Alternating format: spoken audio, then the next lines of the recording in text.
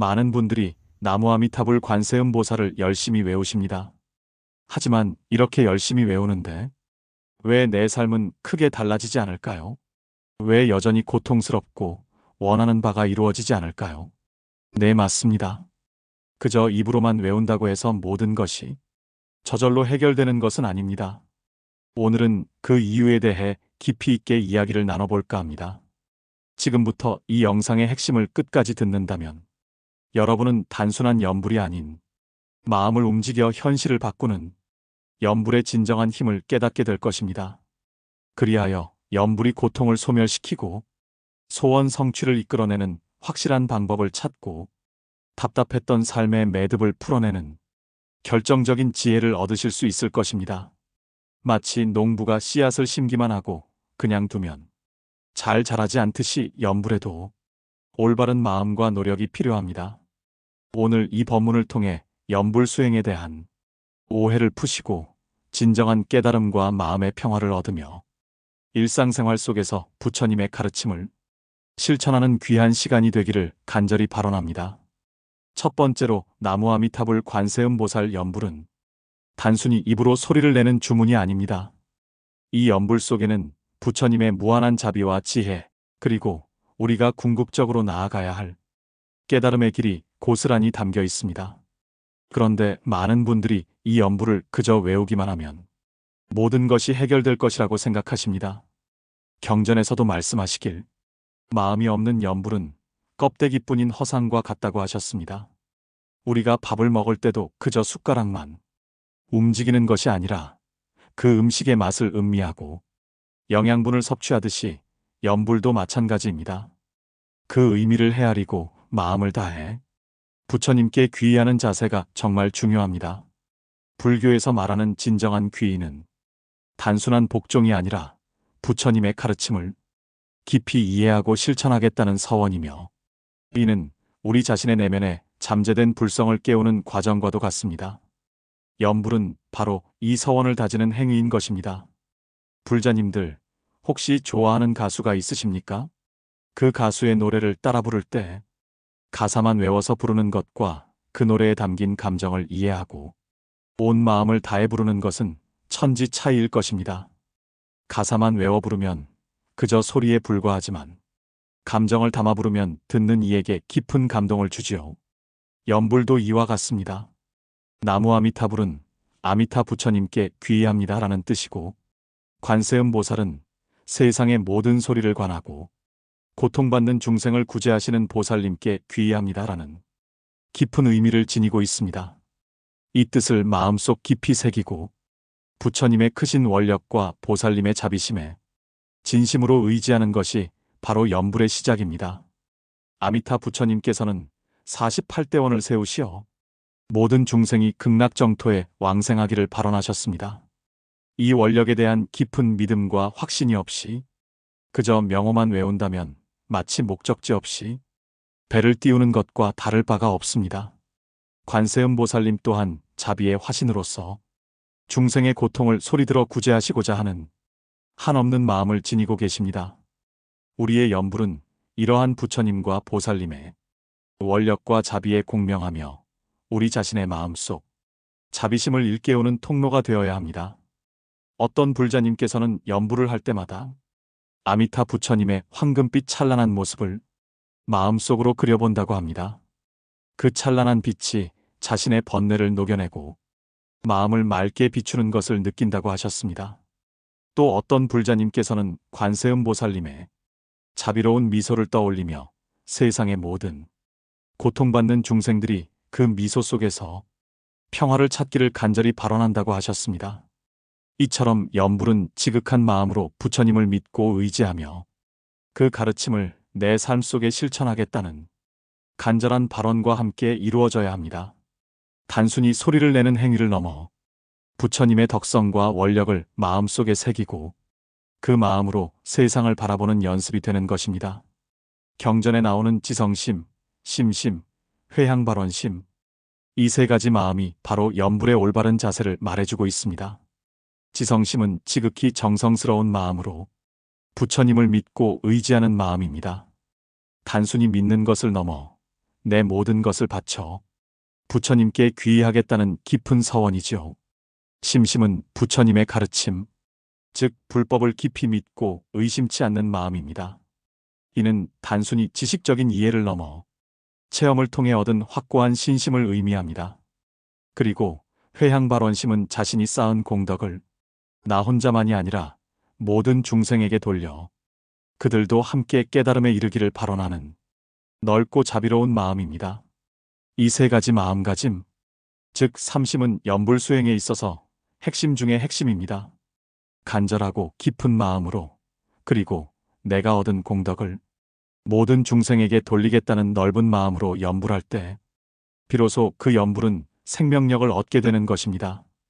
단순히 외우는 것을 넘어서 이 세 가지 마음가짐을 염두에 두고 염불을 한다면 분명 큰 차이를 느끼실 수 있을 겁니다. 이러한 자세가 바로 염불이 단순한 소리가 아닌 우리의 마음과 삶을 변화시키는 강력한 수행이 되는 첫걸음인 것이죠. 염불은 바로 우리 마음의 거울을 닦는 행위이며 이 거울이 맑아질수록 우리는 부처님의 지혜와 자비를 더욱 선명하게 비출 수 있게 됩니다. 한 불자님은 작은 카페를 운영하시는 분이셨습니다. 이분은 손님들에게 따뜻한 차를 내어주면서도, 혹은 손님이 돌아간 후 테이블을 정리하면서도 마음속으로는 끊임없이 나무아미타불 관세음보살을 외우셨다고 합니다. 처음에는 그저 마음을 다스리는 방편으로 시작하셨는데 어느 순간부터는 카페를 찾는 모든 손님들에게 마치 오랜 벗처럼 혹은 가족처럼 따뜻한 미소와 친절한 말을 건네게 되셨다고 합니다. 이웃의 어려운 사정을 듣게 되면 작은 도움이라도 주려 애썼고 카페 주변의 환경까지도 스스로 정돈하는 아름다운 모습을 보여주셨습니다. 그분은 염불을 하다 보니 제 마음이 저절로 부드러워지고 주위를 돌아보는 자비심이 생겼습니다. 손님들과의 작은 갈등조차도 지혜롭게 풀어나갈 수 있는 힘을 얻었습니다. 라고 말씀하셨습니다. 이것이 바로 염불의 위대한 힘입니다. 염불은 우리의 마음을 번뇌로부터 정화하고 그 정화된 마음은 저절로 우리의 말과 행동으로 이어져 선한 업을 짓게 만듭니다. 우리는 염불을 통해 얻은 마음의 평화와 지혜를 우리 자신만을 위해 사용하는 것이 아니라 일상 속에서 타인에게 베풀고 자비심을 실천해야 합니다. 그것이 곧 염불 수행의 진정한 완성입니다. 그리고 이 소중한 가르침이 더 많은 분들에게 전해질 수 있도록 좋아요와 구독, 그리고 공유를 부탁드립니다. 이러한 작은 실천들이 모여 큰 공덕을 이룹니다. 또한 우리가 염불을 그저 입으로만 외울 때와 마음을 다해 외울 때 그 결과는 확연히 달라집니다. 이것은 마치 씨앗을 심을 때 그저 흙 위에 던져놓는 것과 정성껏 흙을 덮고 물을 주고 해와 바람을 맞게 하는 것의 차이와 같습니다. 정성껏 심은 씨앗이 싹을 틔우고 뿌리를 내리며 결국에는 탐스러운 열매를 맺듯이 진정한 마음으로 하는 염불은 우리 삶에 놀라운 변화를 가져옵니다. 그 변화는 단순히 외적인 성공이나 물질적인 풍요를 넘어 내면의 깊은 평화와 지혜로 이어지는 영적인 성장입니다. 무엇보다 먼저 염불은 우리의 마음을 평화롭게 하고 안정시킵니다. 일상생활 속에서 우리는 수많은 번뇌와 망상, 그리고 불안감에 시달립니다.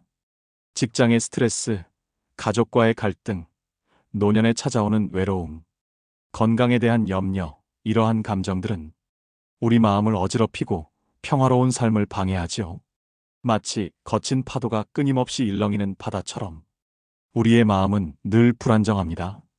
그런데 나무아미타불 염불을 꾸준히 하면 마치 흙탕물이 가라앉아 맑아지듯이 우리의 마음속 잡념들이 서서히 사라지고 차분해지는 것을 경험할 수 있습니다. 아미타 부처님을 생각하는 것에 모든 의식을 집중함으로써 다른 번뇌들이 들어올 틈을 주지 않는 것입니다. 이 염불은 마치 닷과 같아서 거친 파도 속에서도 우리 마음을 단단히 붙들어 메어줍니다.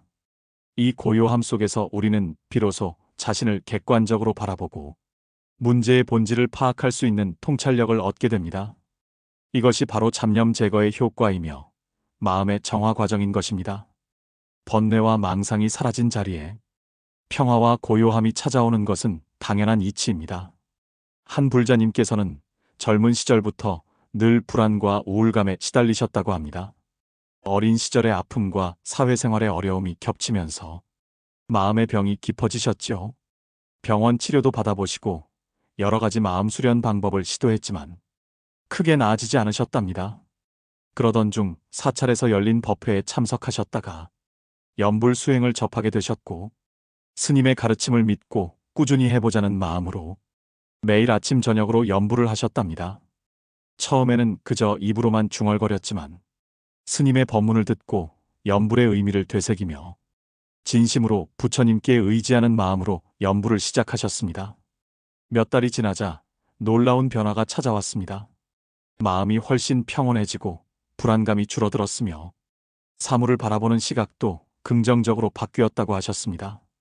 이전에는 쉽게 화를 내던 일에도 너그러워지고 작은 일에도 감사함을 느끼게 되셨다는 겁니다. 주변 사람들도 그분의 변화에 놀랐다고 합니다. 얼굴에는 미소가 늘 떠나지 않고 말씨도 부드러워지셨다고요. 이처럼 연불은 우리 마음의 거울에 낀 먼지를 닦아내고 본래의 맑고 밝은 마음을 되찾게 해주는 훌륭한 수행입니다. 마치 녹슨 칼을 갈고 닦아 날카로운 빛을 되찾게 하는 것과 같습니다.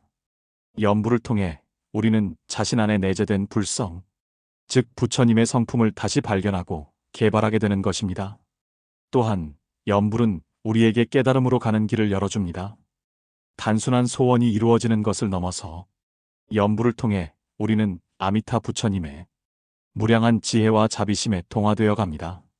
부처님의 마음을 헤아리고 부처님의 가르침을 따르고자 노력하는 과정 속에서 우리는 자연스럽게 삶의 진리를 깨닫게 됩니다.